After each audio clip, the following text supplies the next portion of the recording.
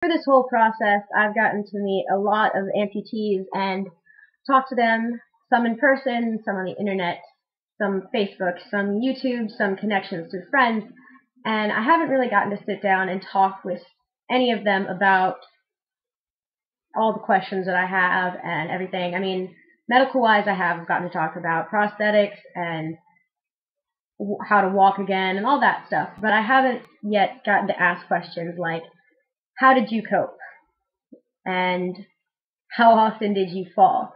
I suppose I can't really relate to someone that lost an arm or a hand or a foot because that affected them in a different way than this affects me. And I was wanting to know, to those who lost a leg, which was the worst part about it for you, the recovery.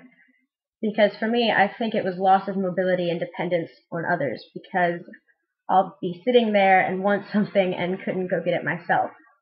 Though that's not the case anymore, for the first while it was really unfortunate. And now that I'm up on crutches, I can't carry things in my hands, so people have to carry it for me. And even though that's a small issue and it shouldn't bother me, it still sucks to not have complete independence.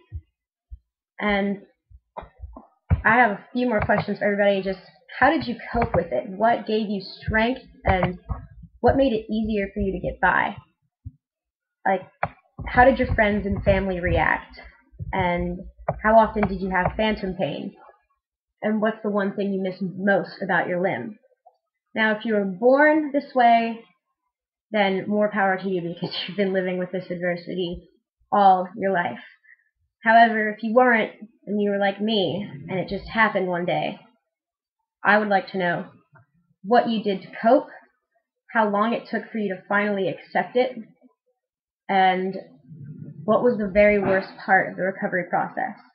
Because maybe we could relate and talk about something, because I would love to talk to anybody that kind of knows how it feels and what I'm going through, and somebody who's farther along in the recovery process, or somebody who's right there with me.